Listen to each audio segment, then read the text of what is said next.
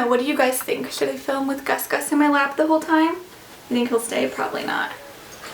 Okay, goodbye. Hello you guys, happy day. Today's video, I was actually inspired to make this video based on a couple of your guys' comments. One particular that I received recently about how my videos have helped family members know better how to support and help their relatives. In this case it was their son. Sometimes I know you guys have, whether it's a significant other, a child, a grandparent, like there are a lot of us who know someone with glaucoma, or in my case I am the person that people know with glaucoma, and so I wanted to kind of make this video to give my 2 cents on how you can help support and help someone you know with glaucoma. So I want to put a quick disclaimer out there that I am not the expert on this, and every single person is different, and I also think it definitely depends on when people are diagnosed. So in my case, I was diagnosed when I was 8, therefore I have what's considered childhood or juvenile glaucoma, and I think that, oh, hello! You guys want Lincoln? You think he'll stay in the video? Hey, no face. I will say, dogs, great support. Like, at the very least, if you have glaucoma, try to just convince someone to get you a dog, because, you know, sometimes you have to use your glaucoma card to get you things in life, and I think getting a puppy out of it is like at least one of the few kind of silver linings in all of this.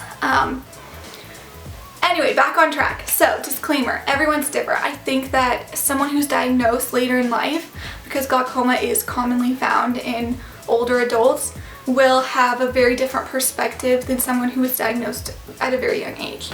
And so helping them and supporting them through it will look a little different.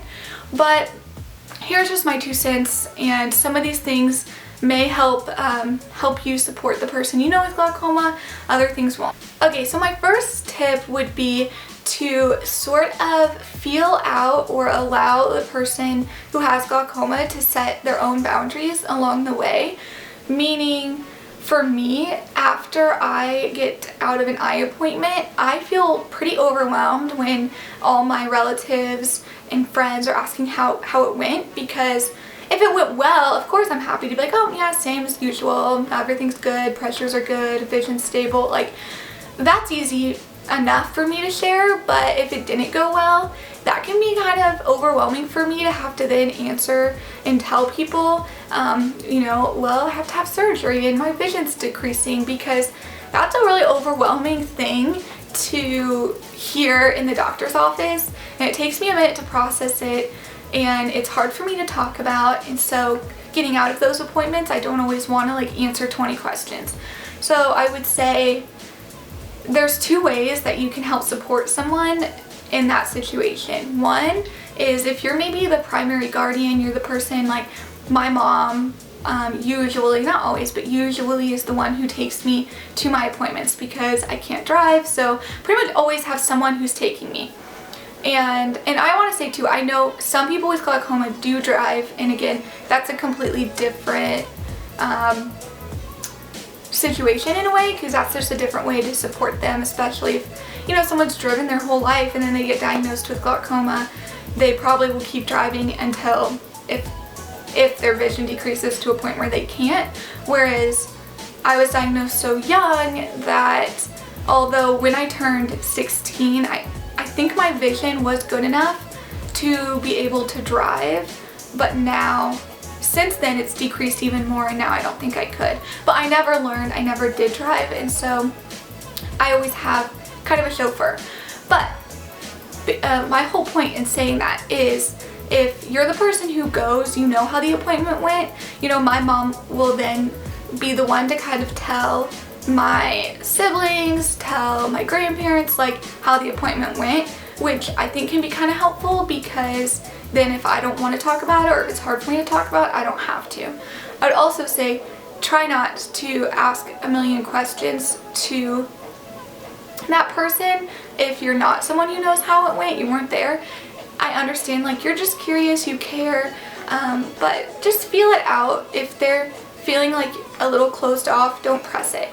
I would also say leading up to my appointments, I sometimes, not as much anymore, but I used to have a lot of anxiety around them because I was terrified that they would go poorly.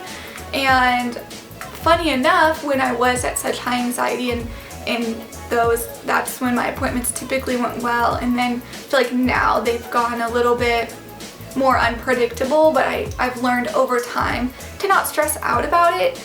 But I would say there was a time where leading up to my appointments, it would kind of put me in a funk because I was so anxious about it. I was kind of fearing the worst. So if you see some kind of mood changes in someone who you know with glaucoma and it's maybe near around an appointment, just be mindful of that. Know that they're not, trying to shut off or isolate, but it might be in those times that they need a little extra support. What else? I'd also say that I think it's common with people who have a disability to sort of have their security blanket safe person. For me, there are a few people that I feel super safe navigating life with, and so if you are that person, just know how much that your person with glaucoma appreciates you. I feel really comfortable with my mom and my sisters, and I know that I can trust them to help me see things, to help breathe things to me, to drive me places. I don't feel as bad asking them for a ride than I do my friends. And I think that's also a good distinction to note. There are people that I'm more comfortable asking for help and that I don't feel as much of a burden asking them for help than others. And especially I would say if you have a friend who has glaucoma, they may not want to burden you by asking you for a ride, by asking you to help see, to help read a menu to them, by asking them. But I would say if you can have some initiative and if you go to dinner with them and you see that they're struggling to read the menu, like just jump in and be like, yeah, what are you looking at? What can I help you see? Because they may feel like a burden to take that step, to be assertive enough to ask. Because that is one of the hardest things about having a disability, is learning how to advocate for yourself, learning how to speak up, ask for help.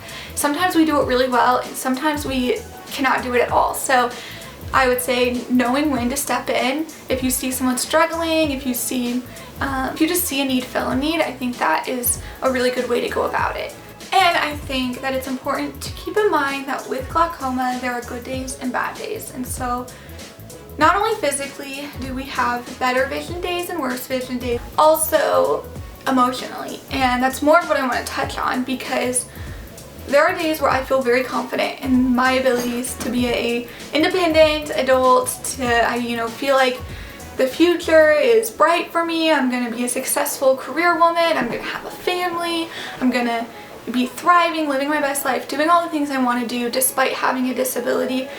And there are days, and a lot of them, where I feel like this disease is gonna steal my joy. I feel like it's already robbed me of being able to drive. I feel like I have a lot of doubts, that I'll ever find someone to marry, because who would marry someone who has to depend on them to drive places, who's going to have to depend on them to see things, who won't be able, who may potentially go completely blind, or, where the future is just so unpredictable. I wonder if I'll be able to have kids, because is it irresponsible to have kids if I'm going to go blind? Or just fearing the worst case scenario, like what if I miss something, what if I don't see something that ends up really being a danger to my kid? Like all these spiraling thoughts, like really, some negative thoughts, some real bad days that you have with glaucoma, feeling a lot of fear, a lot of anxiety, a lot of sadness, like a lot of anger. Like it's a very emotional disease. Like even talking about it, I can feel myself like my eyes beginning to tear up because it is a very sensitive area in my life. Like, I haven't completely become okay with the fact that I have glaucoma. And I've had glaucoma now for 15 years. Right about 15 years. I was diagnosed when I was 8, and I was diagnosed in, I think, November. So this coming, in a month, or a little bit over a month, I'll have been diagnosed for 15 years, and I'm still processing it. I'm still processing what does it mean for my life. Know that it's just a roller coaster. That the person who has glaucoma, like, they might look like they have it all together. Like, I've been complimented numerous times because my friends are like, we would barely even know you have glaucoma. Like, you have done so well in school, you don't ask us for help very often, and without it, a few situations here and there, like, I fake it pretty well. And I know, my friends are always like, it really is inspiring, like, you have such a positive attitude and all these things. But it doesn't negate the fact that, especially when I'm, alone at night, like, the thoughts are real dark sometimes. So just understand that. I would say too, maybe consider, I personally never entered into counseling specifically for how to process my diagnosis. I kind of wonder if it would have helped me, and I wonder if it would have been beneficial to have had someone to talk to about the emotional side of being diagnosed with a lifelong disease that is unpredictable, that is uncurable, that is and that is just filled with a lot of uncertainties. So maybe bring that up to the person if you feel like that's in the realm of your relationship to do so. Maybe ask them, like, especially if it's your child, maybe see if they would want to go to counseling and process through it, because when I was first diagnosed with glaucoma, I was 8. I didn't know what that meant. Like, I knew that I was going to have eye surgeries and a lot of eye appointments. I knew that meant I didn't see as well as everyone else. I didn't know exactly how it would impact my life though. And the older I've gotten and sort of the more realizations I've had of, when I was a teenager, realizing, oh, I'm not going to drive. I'm not going to be able to be as independent as everyone else. I would say for legal guardians, parents of someone with glaucoma, it is nice to take some initiative in looking up resources for your child. So where I live, there is something called Rehab Services for the Blind. I don't know if this is locally specific, or if it is a nationwide program, but they have been able to equip me with this Mac computer. This was a new addition recently. They were able to set me up for college. They are paying my tuition, paying for my books, but also equipping me with technology for all my classes. I'm about to get in some more technology. In fact, I'll make a video about that, showing you guys all the technology I use. They also check in with me, make sure, that all my needs are being met at school. They, I think, could help me with set up transportation. They also could help send someone to help walk and navigate a college campus to help orient, a student. So, like, there's literally so much that they do. It has been such a blessing in my life to have them as a resource. So just look to see what's out there, look and see what is available. I wouldn't have known to do that, so having my mom find all that stuff, find the resources for me, was really, really helpful. I would say we're human, okay? I don't expect everyone to have a good attitude always. I have had times where my sisters, my friends, my family have said things either in ignorance or intentionally to be hurtful about, especially I would say when it comes to rides. Like, I've had friends who said, you know, that they didn't want me to go to the same college as them because they didn't want me to ask them for rides all the time. I've had, you know, my sisters, if we ever get in fights, it's like, well, good luck, I'm never driving you anywhere again. And I would say try to avoid saying those things, but I also know it's okay. Like, we're human.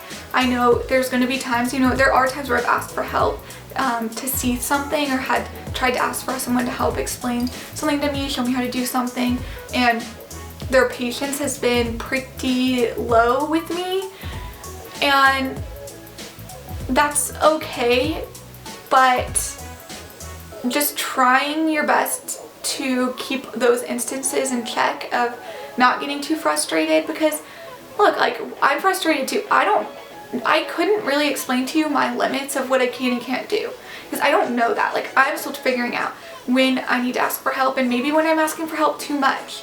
So I understand where people want to, like, try to push you to be independent, and they're like, you know, if someone thinks I'm incapable of doing something, where they want me to just do it on my own.